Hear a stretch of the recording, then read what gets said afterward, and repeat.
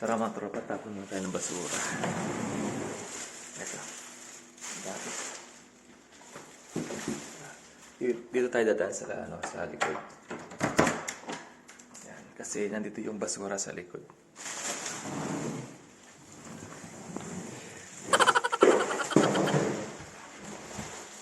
Labas tayo.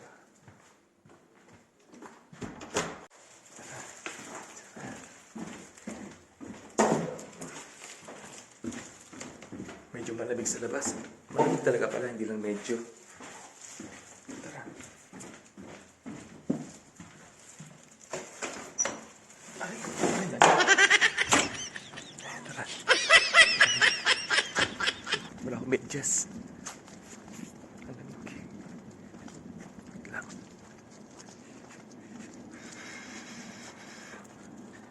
Natibasurahan namin mga tropa nasa likod.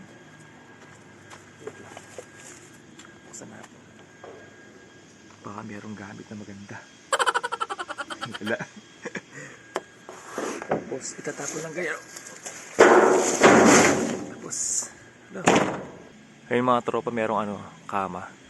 Dalawang ganda pa Tara. May nabasa kasi akong comment.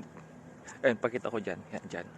Shoutout sa katropa Kasi tinatanong niya mga katropa kung saan po ang mas stressful na trabaho, kung sa Japan po ba o dito sa Canada.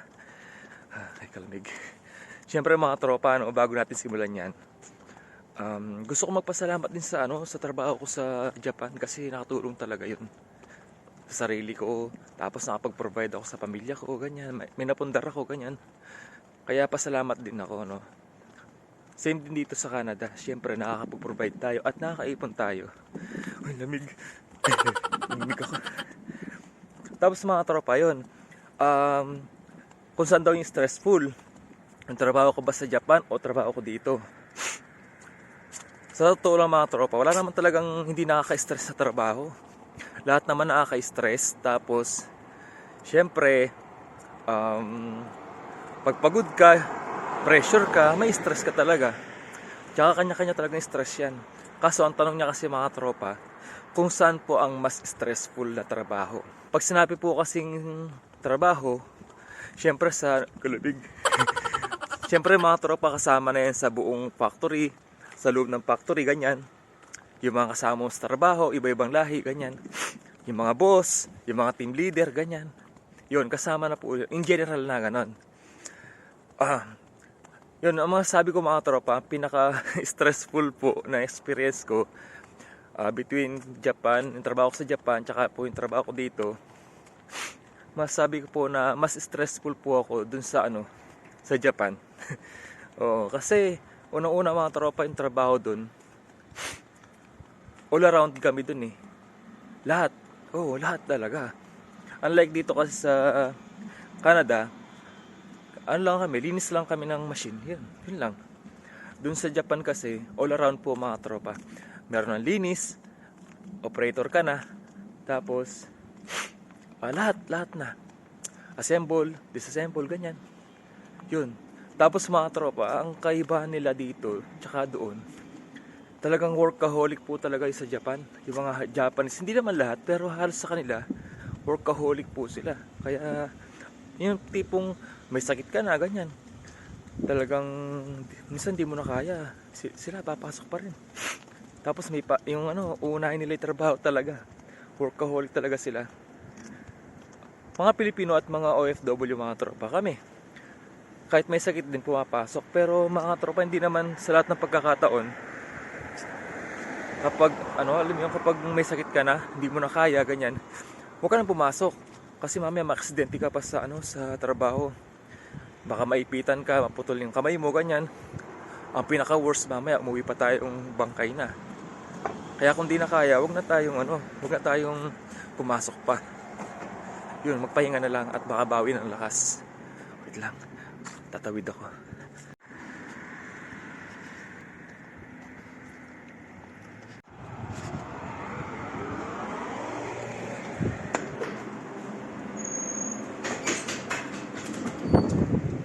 Ito mga tropa, na bali pumunta muna ako dito sa gym ko to. bumili ako ng ng cream para sa mukha kasi nag-dry yung mukha ko. Kasi sobrang lamig. May mga tropa nakabili na tayo. Ano lang naman sa mukha lang kasi medyo nag-dry tayo. Kasi nga sobrang lamig.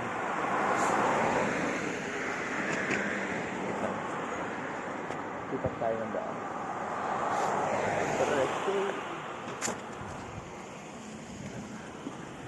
Sobrang lamig. Malapit na mag-snow siguro.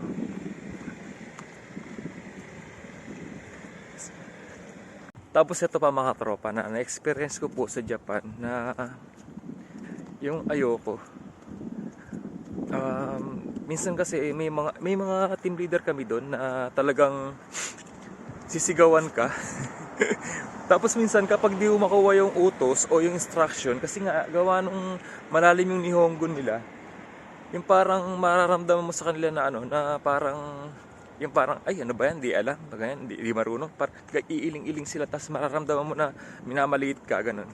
Pero dito naman mga tropa, never ko pa na-experience yun, yung parang pag hindi mo nakuha instruction, yung utos ganyan, yung parang mararamdaman mo na parang hindi ka marunong, ano ba, bobo, parang ganun, hindi mo mararamdaman ng ganun. Siguro dahil mga tropa na English dito, English yung usapan namin kahit nasa Quebec po kami. Ganun siguro, no? Pero ang nagustuhan ko po kasi dito sa mga boss namin dito sa trabaho, alam yun, yung sir ang tawag sa amin, sir, ganun. Kami din naman, sir ang tawag namin sa kanila. Tapos sila din, sir din. Kaya nakakatuwa. Sa Japan naman, iba kasi tawag doon, Mr. ganun, Mr. Gerald, ganyan. Gerald Sang, ganyan. Meron silang Sang. Meaning po, Mr. yan, Mr. Ganun. Pero madalang. Tapos, yun nga, kapag inutusan ka, kapag hindi mo na, sisigawan ka talaga. Kaya mga tropa, doon ko nakuha yung pagiging magugulatin ko. Doon ko po nakuha sa Japan. Yung konting lakas na ng boses, magugulat na ako. Kasi nga, nasanay po ako sa Japan kapag ganun. Yung parang, yung malakas ang boses, yan. Minsan kapag bad trip yung leader, talagang, sisigawan ka talaga. Doon ko nakuha yung pagiging magugulatin ko. Kaya hanggang dito sa Canada, nadala ko yun. Konting, alam mo yun, parang pag tinawag ako, tapos sa likod ko na pala yung foreman ko, talagang magugulat talaga ako. Tawa nga siya eh. Pero nagsasorry sila pag ganun. Kagandahan sa kanila kapag ganun nagsasorry talaga. Sinasabi nila na pasensya na sa pag-interrupt ko sa iyo, ganyan. Oo, mabait sila dito. Pero sa ngayon pa lang, hindi ako na pressure dito, hindi ako na stress. Hindi. Siguro nung una, syempre, yung trabaho, hindi yung paggamay, ilang araw, siguro yung 1 week ko siguro, mga ganun. Nakuha mo na may trabaho, pero syempre yung pressure, yung technique kung paano gagawin yung trabaho na mas mabilis at maayos. Yun, yung 1 week. Pero yung sa mga kasama mo sa trabaho, okay naman, wala namang problema. Di ako na-stress. Uy, kalamig. Di mo mga tropa, wala nang dahon yung mga puno. Tapos mga tropa, itong bubungan namin na yan, nilagay na kasi para sa malamig yung hangin, di ba? Tapos yung snow para hindi masyadong pumunta dito yung snow sa pinaka ganyan. Di ba? Pasok na tayo. Ito mga tropa, nandito na tayo sa apartment namin. Ayun mga tropa, bumili lang tayo ng cream. Tapos naglakad-lakad, nagtapon ng basura, di ba?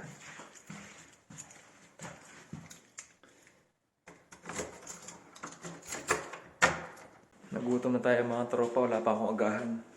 At yung ulam ko, binaugungan. Yan. Tira ko pa ito mga tropa dun sa luto ko nakaraan. So okay pa naman.